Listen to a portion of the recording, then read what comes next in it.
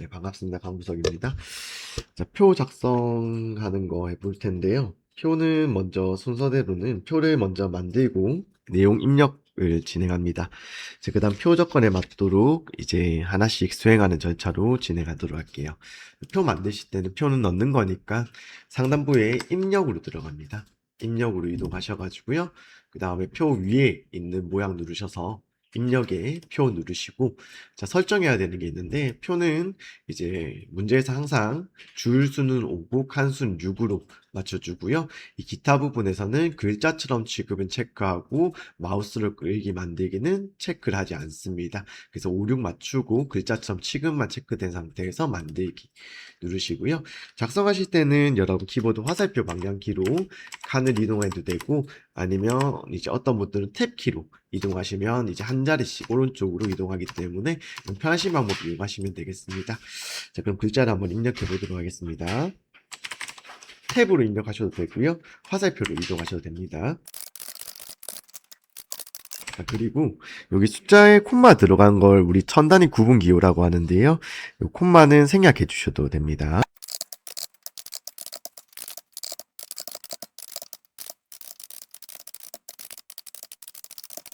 자, 이렇게 다 작성이 되셨다면요. 출력 형태의 내용 작성하시고 이제 표적건 1번부터 들어가도록 하겠습니다.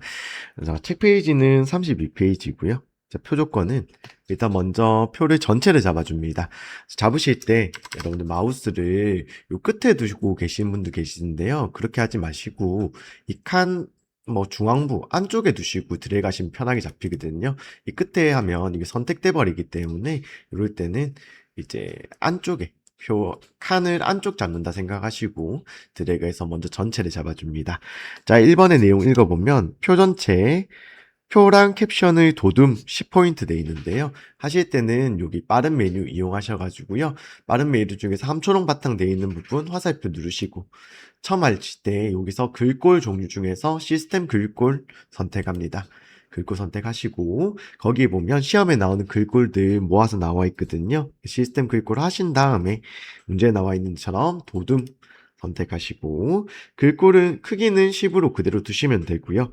그 다음에 이제 2번 바로 들어갑니다. 2번으로 해서 자, 문자 가운데 정렬되어 있는데 하실 때 문자라는 말보다는 그냥 표 전체를 가운데 정렬한다는 생각으로 표 전체를 이 상태에서 가운데 정렬합니다. 자, 그 다음에 숫자는 오른쪽 정렬. 여러분 숫자 하실 때 이 합계 부분 빈칸 또 숫자 계산될 부분이기 때문에 이 숫자 부분 포함해서 합계에 있는 빈칸도 모두 잡아주시고요. 그 다음에 얘네들을 또 오른쪽 정렬로 맞추시면 되겠습니다. 그래서 전체를 가운데 정렬, 숫자를 오른쪽 정렬. 아까 제가 여기서 중간에 세 단위마다 콤마 들어가는 거 하지 않는다 했잖아요. 자, 이때 처리를 해주거든요. 숫자를 오른쪽 정렬하시고 난 다음에 그 다음 요 숫자 부분에서 마우스 오른쪽 클릭하시면 밑에서 네 번째에 보면 자, 천단위 구분심표라고 있는데 그거를 자리점 넣기로 넣으시면 굳이 우리가 작성하실 때 콤마를 넣지 않아도 자동적으로 들어간다. 자, 여기까지 이번 정렬까지 완료되셨고요. 그 다음에 정렬한 방향에서 이제 반대 방향으로 이제 한 칸씩 비우고 지금 선생님 잡은 영역대로 하신 다음에 3번 셀 배경 노란색인데요. 우리가 단축키를 같이 이제 알아보겠습니다. 단축키는 키보드 L 선이라고 해서 라인 그러니까 선과 배경 할 때는 L자 단축키 이용하셔가지고 하시면 셀 테두리 배경이라는 단축키예요. 이거 이용하시면 편하게 작성 가능하고요. 자, 3번에는 배경에 자, 우리 색상 중에서 세 개의 면색을 노란색으로 지정해라 라고 되어 있으니 면색 부분에 우리 제일 원색에 가까운 이제 무지개 색깔 중에 노란 색깔 선택합니다. 선택하시고 설정 누르시면 3번이 완료돼요. 자, 그 다음에 4번 한글의 계산 기능을 이용해서 빈칸의 합계를 구한다. 자, 그러면 오른쪽 아래에 있는 요 칸을 제외하고 합계 부분의 세 칸을 합계를 구할 건데요.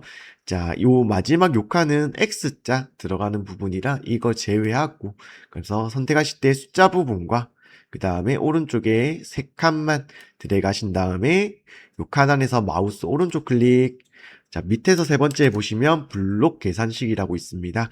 자, 거기 보시면 문제에 따라서 합계가 나올 수도 있고 평균도 나올 수 있는데요. 지금 문제는 합계니까 합계를 선택하시면 자동 계산이 완료되게 됩니다.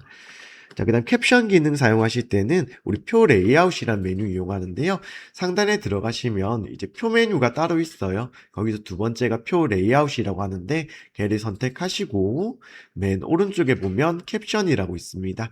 자, 캡션이 모양 보시면 아시다시피 지금 아래쪽으로 들어가 있잖아요. 그렇기 때문에 캡션 방향을 지정해 줘야 되니 캡션이란 글자를 누르시고 그 다음 위라는 방향을 누르게 됩니다.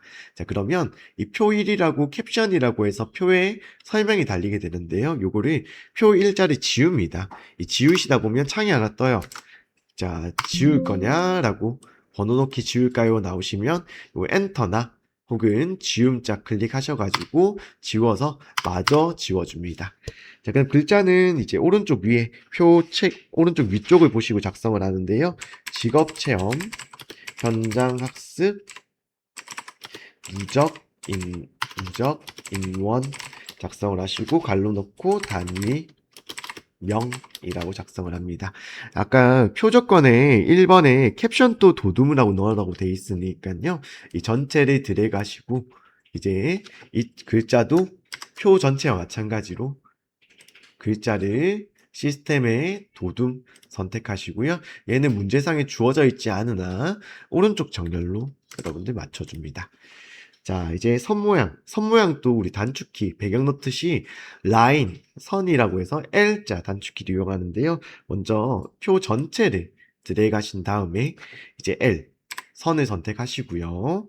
그 다음에 테두리 부분에 종류를 먼저 화살표, 밑에서 네 번째 이중실선이라고 합니다. 선택하시고 종류 이중실선 바깥쪽으로 하시고 나서 설정. 먼저 전체를 바깥에 넣으시고요. 그 다음에 왼쪽에 한 줄 넣으시고 L.